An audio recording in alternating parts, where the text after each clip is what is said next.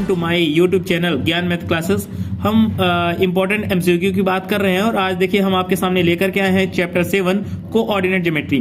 तो देखिए इसमें आपको कौन कौन से इंपॉर्टेंट एमसीक्यू जो पेपर के हिसाब से बहुत ज्यादा इंपॉर्टेंट है, देख लीजिए कौन कौन से इंपॉर्टेंट एमसीक्यू मिल रहे हैं आपको। तो पहला एमसीक्यू देखिए गाइस, लिखा है the distance of the point P23 from x axis.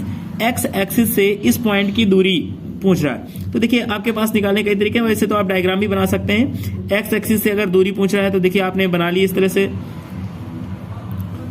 ये आपका बाई एक्सिस हो गया, ये बाई डैश हो गया, ये आपका एक्स डैश हो गया और ये एक्स हो गया। फिर देखिए आप नॉमिनेट कर लीजिए 1 2 3 -1 -1 -2 1 2 3। आपसे क्या पूछ रहा है? एक्स में 2 और बाई में 3। एक्स में 2 यहाँ पर है और बाई में 3 यहाँ पर है, ठीक है ना। तो यहाँ से इसकी दूरी, ये दूरी कितनी हो गई? 3 और ये 2 हो गई। तो पूछ रहा है एक्स एक्सिस से इस पॉइंट P की दूरी, एक्स एक्सिस से इस पॉइंट P की दूरी कितनी है? तो देखिए दूरी कितनी दिख रही है? 3। तो आपका करेक्ट आंसर कौन सा हो जाएगा? 3 हो जाएगा। देखिए ऑप्शन नंबर बी आपका बिल्कुल करेक्ट है। क्वेश्चन नंबर अगर सेकंड की हम बात करें तो लिखा है the distance between point A 0 6 and B 0 -2 is.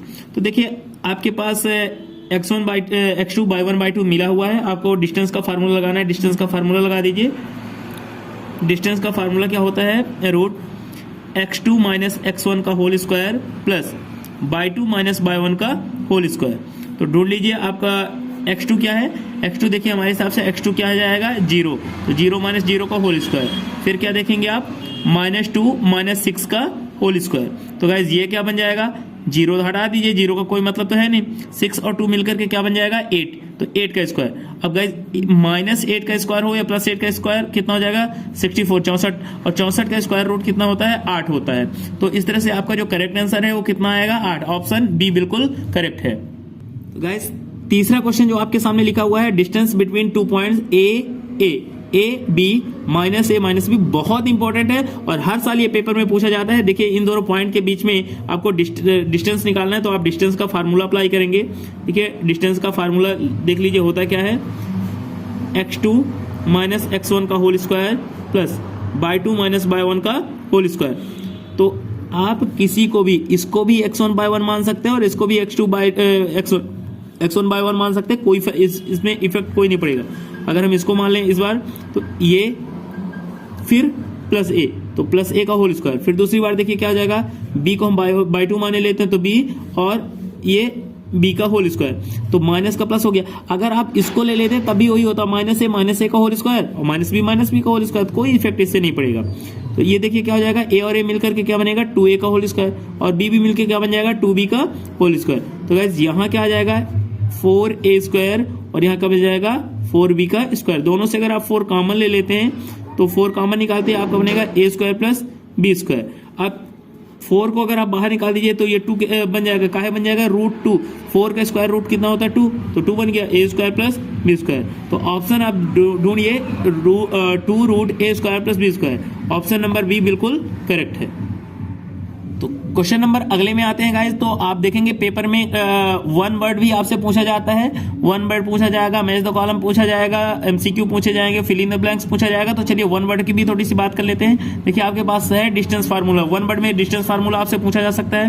तो डिस्टेंस फार्मूला आपको अभी तक रट गया होगा, फिर भी लिखा देते हैं।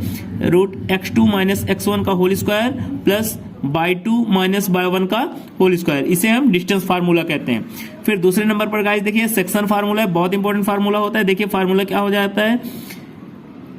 m1x2 plus m2x1 whole upon m1 plus m2, m1/2 plus m2/1 upon m1 plus m2। ये आपके दो फार्मूले हो गए। इनको कहा जाता है सेक्शन फार्मूला, ठीक है ना। मैंने आपको सेक्शन फार्मूला के बाद देखना है मिड पॉइंट पर मध्य बिंदु का फार्मूला। अगर दो बिंदुओं के बीच का मध्य बिंदु निकालना हो तो उसके लिए क्या फार्मूला अप्लाई करेंगे आप?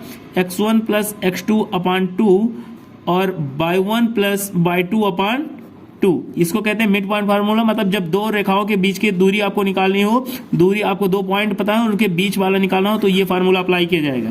फिर आया आपके पास एरिया ऑफ ट्रायंगल, त्रिभुज का क्षेत्रफल।